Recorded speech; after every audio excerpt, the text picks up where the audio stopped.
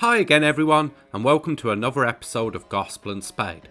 Today we will conclude our mini-series on King Herod the Great's historical and archaeological connection to the first Christmas that can be found recorded in Matthew 2.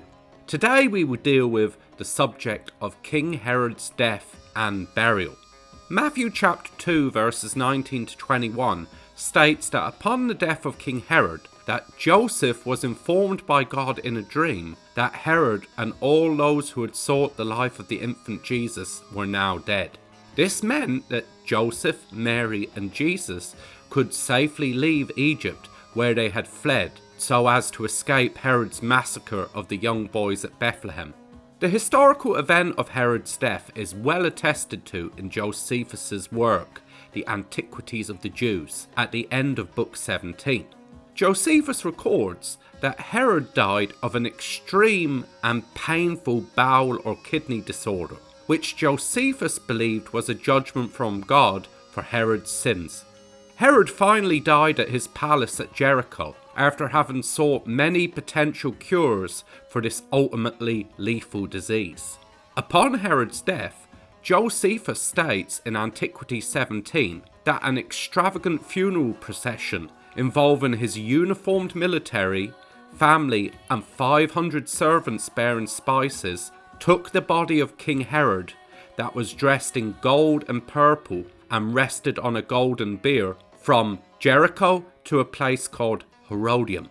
The site of Herodium is located about 8 miles south of Jerusalem, close to Bethlehem. Here Herod's body was buried. The Herodium acted as a fortress and palace for Herod, and was built upon a hill that was artificially enlarged during his reign. For many years the exact location of Herod's burial was disputed.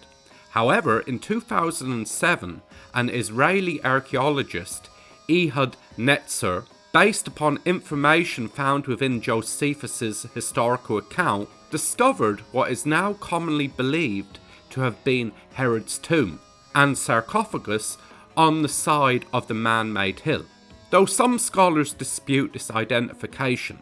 The tomb and sarcophagus were deliberately destroyed at some point in antiquity, probably by the Jews during the first or second Jewish revolts against the Romans after Herod's death.